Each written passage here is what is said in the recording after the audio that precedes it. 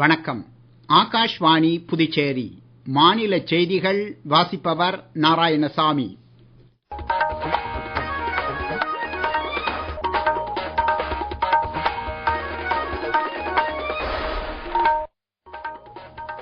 தலைப்புச் செய்திகள். தலைநகர் டெல்லியில் போக்குவரத்து நெரிசலை குறைக்க பிரதமர் திரு நரேந்திர மோடி இன்று 2 பெரிய தேசிய நெடுஞ்சாலை திட்டங்களை தொடக்கி வைத்தார். தேர்தல் ஆணையம் அனைத்து அரசியல் கட்சிகளையும் சமமாக நடத்துகிறது என்று தலைமை தேர்தல் ஆணையர் தெரிவித்துள்ளார். இந்தியாவில் மின்னணு பொருட்களின் ஏற்றுமதி நடப்பு நிதியாண்டின் முதல் காலாண்டில் அதிகரித்துள்ளதாக மத்திய அமைச்சர் திரு பியூஷ் கோயல் தெரிவித்துள்ளார். இந்திய ராணுவத்தின் தென்னக படைப்பிரிவின் தலைமை அதிகாரி லெப்டினன்ட் ஜெனரல் தீரஜ் சேத் இன்று புதுச்சேரியில் துணைநிலை ஆளுநர் திரு கைலாஷ்நாதனை சந்தித்து பேசியுள்ளார். இனி விரிவான செய்திகள். பிரதமர் திரு நரேந்திர மோடி இன்று புதுடில்லியில் சுமார் 11,000 கோடி ரூபாய் மதிப்புடைய 2 பெரிய தேசிய நெடுஞ்சாலை திட்டங்களை தொடக்கி வைத்தார். இத்திட்டத்தில் துவாரகா விரைவுச் சாலையின் டெல்லி பிரிவு மற்றும் நகர்ப்புற விரைவுச் சாலை ஆகியவை அடங்கும். துவாரகா விரைவுச் சாலையின் டெல்லி பிரிவு மற்றும் நகர்ப்புற விரைவுச் சாலை 2ஐ திறந்து வைப்பதன் மூலம் டெல்லி மற்றும் அதனை சுற்றியுள்ள பகுதிகளில் போக்குவரத்து நெரிசல் குறைக்கப்படும் என்றும் பிரதமர் தெரிவித்தார். இதேபோல் துவாரகா விரைவுச் சாலையின் 10.1 கிலோமீட்டர் நீளமுள்ள டெல்லி பகுதி சுமார் 5,300 கோடி ரூபாய் செலவில் உருவாக்கப்பட்டுள்ளது. இது டெல்லியின் போக்குவரத்து நெரிசலை பன்மடங்கு குறைக்கும் நோக்கத்துடன் அமைக்கப்பட்டுள்ளதாக பிரதமர் தெரிவித்தார். பாரதிய ஜனதா கட்சியின் நாடாளுமன்ற குழு கூட்டம் இன்று புதுடில்லியில் நடைபெறும் என எதிர்பார்க்கப்படுகிறது. இக்கூட்டத்தில் குடியரசு துணைத் தலைவர் தேர்தலுக்கான வேட்பாளர் குறித்து விவாதம் நடைபெறும் என எதிர்பார்க்கப்படுகிறது. குடியரசு துணைத் தலைவர் தேர்தலுக்கான வேட்பு மனுக்களை வரும் வியாழக்கிழமை வரை தாக்கல் செய்யலாம் என்றும் தேர்தல் அடுத்த மாதம் 9ஆம் தேதி நடைபெறும் என்றும் தெரிவிக்கப்பட்டுள்ளது. குடியரசு துணைத் தலைவராக இருந்த திரு ஜக்தீப் தன்கர் அண்மையில் ராஜினாமா செய்ததை அடுத்து புதிய குடியரசு துணைத் தலைவரை தேர்ந்தெடுக்க தேர்தல் நடத்தப்பட உள்ளது குறிப்பிடத்தக்கது.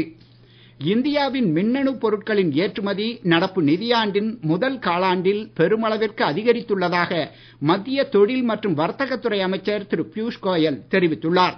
கடந்த நிதியாண்டின் முதல் காலாண்டை விட இது 47% உயர்ந்துள்ளதாக அவர் தெரிவித்துள்ளார். இது தொடர்பாக அவர் வெளியிட்டுள்ள சமூக ஊடக பதிவில் இந்தியாவில் தயாரிப்போம் திட்டம் மூலம் இந்த வெற்றி ஏற்பட்டுள்ளதாக தெரிவித்துள்ளார். கடந்த 2014-15 நிதியாண்டில் $31 பில்லியன் இருந்த ஏற்றுமதி தற்போது $133 பில்லியன் அதிகரித்துள்ளதாக அவர் தெரிவித்துள்ளார். 2014ஆம் ஆண்டில் வெறும் 2 செல்போன் உற்பத்தி நிறுவனங்கள் இருந்த நிலையில் தற்போது இது 300க்கும் மேல் அதிகரித்துள்ளதாகவும் அவர் தெரிவித்துள்ளார். உற்பத்தியில் தற்சார்பை மேற்கொண்டதன் மூலம் இது சாத்தியமானதாக அவர் தெரிவித்துள்ளார். அரசியல் கட்சியினரிடையே பாகுபாடு காட்டாததால் அனைத்து அரசியல் கட்சிகளும் சமம் என்று தேர்தல் ஆணையம் தெரிவித்துள்ளது. புதுடில்லியில் இன்று பிற்பகல் ஊடகங்களுக்கு விளக்கமளித்த தலைமை தேர்தல் ஆணையர் திரு ஞானேஷ்குமார், தேர்தல் ஆணையம் அதன் அரசியலமைப்பு கடமையிலிருந்து ஒருபோதும் பின்வாங்காது என கூறினார். அவர் மேலும் கூறுகையில், இரட்டை வாக்களிப்பு குறித்து சிலர் குற்றம் சாட்டுவதாகவும் ஆனால் ஆதாரம் கேட்டால் எந்த பதிலும் வழங்குவதில்லை எனவும் அவர் கூறினார். இது போன்ற பொய்யான குற்றச்சாட்டுகளுக்கு தேர்தல் ஆணையமோ அல்லது வாக்காளரோ பயப்படுவது இல்லை என்றும் அவர் குறிப்பிட்டார். ஏழைகள், பணக்காரர்கள், முதியவர்கள், பெண்கள் மற்றும் இளைஞர்கள் உட்பட அனைத்து பிரிவுகள் மற்றும் அனைத்து மதங்களைச் சேர்ந்த வாக்காளர்களுடன் தேர்தல் ஆணையம் எந்த பாகுபாடும் இல்லாமல் அச்சமின்றி நிற்கும் என்றும் தலைமை தேர்தல் ஆணையர் தெரிவித்துள்ளார். மக்களவை தேர்தலின் போது 1 கோடிக்கும் மேற்பட்ட அரசு ஊழியர்கள், 10 லட்சத்திற்கும் மேற்பட்ட வாக்குச்சாவடி நிலை முகவர்கள் மற்றும் 20 லட்சத்திற்கும் மேற்பட்ட வேட்பாளர்களின் வாக்குச்சாவடி முகவர்கள் செயல்பாட்டில் ஈடுபட்டதாக அவர் எடுத்துரைத்தார். இவ்வளவு வெளிப்படையான செயல்பாட்டில் மக்கள் முன்னிலையில் வாக்குகள் எவ்வாறு திருடப்படும் என்றும் அவர் கூறினார். வாக்காளர் பட்டியலில் உள்ள பிழைகளை சரி செய்ய அனைத்து அரசியல் கட்சிகளும் கோரிக்கை விடுத்து வருவதாக தலைமை தேர்தல் ஆணையர் சுட்டிக்காட்டினார். சிறப்பு தீவிர வாக்காளர் திருத்தப் பணிகள் பீகாரில் இருந்து தொடங்கப்பட்டது என்றும் வாக்காளர் பட்டியலின் வரைவு தயாரிக்கப்பட்டுள்ளதாகவும் அவர் கூறினார். வாக்காளர் பட்டியலில் உள்ள பிழைகளை சரி செய்ய அனைத்து வாக்காளர்களும் அரசியல் கட்சிகளும் குறிப்பிட்ட நேரத்திற்குள் தங்கள் பங்களிப்பை வழங்கி வருவதாகவும் தேர்தல் ஆணையர் தெரிவித்துள்ளார். நீங்கள் கேட்டுக்கொண்டிருப்பது மாநில செய்திகள். நேயர்கள் உங்கள் ஆகாஷ்வாணி செய்திகளை உடனுக்குடன் தெரிந்து கொள்ள எமது புதுச்சேரி மண்டல செய்தி பிரிவின் சமூக ஊடகங்களான @airnews_புதுவை என்ற எக்ஸ் பக்கத்தையும், all India radio news Puducherry என்ற பேஸ்புக் பக்கத்தையும், @RNU புதுச்சேரி என்ற யூடியூப் சேனலையும் அணுகலாம்.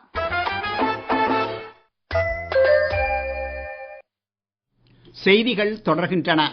சிறப்பு தீவிர வாக்காளர் பட்டியல் திருத்தம் என்ற போர்வையில் பீகாரில் வரவிருக்கும் சட்டமன்ற தேர்தல் வாக்காளர் பட்டியலில் ஏற்கனவே உள்ள வாக்காளர்களின் பெயர்களை நீக்கி புதிய வாக்காளர்களை சேர்ப்பதன் மூலம் வாக்குகளை திருட முயற்சிகள் மேற்கொள்ளப்படுவதாக காங்கிரஸ் தலைவர் திரு ராகுல் காந்தி குற்றம் சாட்டியுள்ளார். அவர் இன்று காலை பீகார் மாநிலம் சசாரத்தில் நடைபெற்ற வாக்காளர் உரிமை யாத்திரை தொடக்க விழாவில் பங்கேற்று பேசினார். இந்த உண்மை குறித்து நாடு முழுவதும் பிரச்சாரம் மேற்கொள்ளப்படும் என்றும் அவர் கூறினார். இதில் தேர்தல் ஆணையத்தின் பங்கு சந்தேகத்திற்கு உரியது என்றும் அவர் குற்றம் சாட்டினார். ஏழை மற்றும் நலிவடைந்த பிரிவினருக்கு வாக்களிக்கும் உரிமை முதன்மையானது என்றும் அவற்றை திருட அனுமதிக்க மாட்டோம் என்றும் அவர் கூறினார். இப்பேரணியில் காங்கிரஸ் தலைவர் திரு மல்லிகார்ஜுன கார்கே, ஆர்ஜேடி தலைவர் திரு தேஜஸ்வி பிரசாத் யாதவ், சிபிஐ-எம்எல் தலைவர் திரு தீபங்கர் பட்டாச்சார்யா மற்றும் இந்தியா கூட்டணியின் தலைவர்கள் பலர் பங்கேற்றனர். தமிழ்நாட்டின் உள்கட்டமைப்பு வளர்ச்சிக்கு மத்திய அரசு 10 லட்சம் கோடி ரூபாயை வழங்கியுள்ளதாக மத்திய இணையமைச்சர் டாக்டர் எல் முருகன் தெரிவித்துள்ளார். சென்னை கோயம்பேட்டில் செய்தியாளர்களிடம் பேசிய அவர், வரும் 22ஆம் தேதி திருநெல்வேலியில் நடைபெறும் பூத் கமிட்டி மாநாட்டில் மத்திய உள்துறை அமைச்சர் திரு அமித்ஷா பங்கேற்க உள்ளதாக தெரிவித்தார். நாட்டில் நுகர்வோர் குறைகளை தீர்ப்பதில் ஒரு சாதனை அளவாக கடந்த ஜூலை மாதத்தில் 10 மாநிலங்கள் 100%க்கும் அதிகமான தீர்வு விகிதத்தை பதிவு செய்துள்ளதாக தேசிய நுகர்வோர் விவகாரங்கள் மற்றும் உணவு மற்றும் பொது விநியோக அமைச்சகம் வெளியிட்டுள்ள அறிக்கையில் தெரிவித்துள்ளது. இது குறித்த ஒரு செய்தி தொகுப்பு. தேசிய நுகர்வோர் குறை தீர்ப்பு ஆணையம் கடந்த ஜூலை மாதத்தில் பதிவு செய்யப்பட்ட குறைபாடுகளை காட்டிலும் மிக அதிக அளவில் தீர்வு காணப்பட்டுள்ளதாக தெரிவித்துள்ளது. தேசிய நுகர்வோர் குறை தீர்ப்பு ஆணையம் 122% தீர்ப்பு விகிதத்தை எட்டியுள்ள நிலையில் தமிழ்நாடு இதில் முதல் இடத்தை பிடித்துள்ளது. மாநிலத்தில் குறை தீர்ப்பு விகிதம் 277% உள்ளது. இதற்கு அடுத்தபடியாக ராஜஸ்தான் மாநிலம் 214% பெற்று 2வது இடத்தை பிடித்துள்ளது. தெலுங்கானா 158% பெற்று 3ஆம் இடத்தில் உள்ளது. ஹிமாச்சல பிரதேசம், உத்தராகண்ட், மேகாலயா, கேரளா, புதுச்சேரி, சத்தீஸ்கர், உத்தரப்பிரதேசம் ஆகிய மாநிலங்கள் 100%ஐ தாண்டி நுகர்வோர் குறைகளுக்கு தீர்வு கண்டுள்ளன. இந்திய ராணுவத்தின் தென்னக படைப்பிரிவின் தலைமை அதிகாரி லெப்டினன்ட் ஜெனரல் தீரஜ் சேத் இன்று புதுச்சேரியில் துணைநிலை ஆளுநர் திரு கைலாஷ்நாதனை சந்தித்து பேசியுள்ளார்.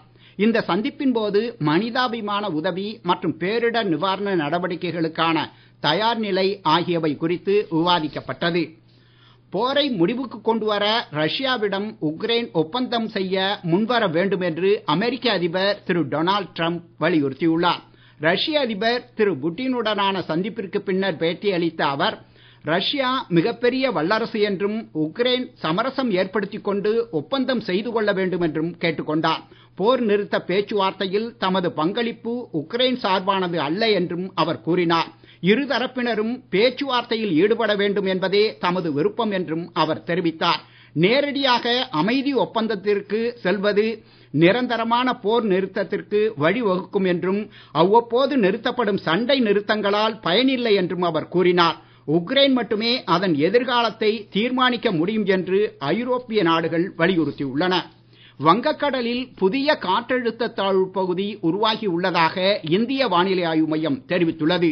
இது தொடர்பாக அம்மையம் வெளியிட்டுள்ள அறிக்கையில், இன்று காலை 8:30 மணியளவில் வடக்கு ஆந்திர பிரதேசம் மற்றும் தெற்கு ஒடிசா கடற்கரைக்கு அப்பால் மேற்கு மத்திய மற்றும் அதை ஒட்டிய வடமேற்கு வங்காள விரிகுடாவில் குறைந்த காற்றழுத்த தாழ்வு பகுதி உருவாகி உள்ளதாக தெரிவித்துள்ளது.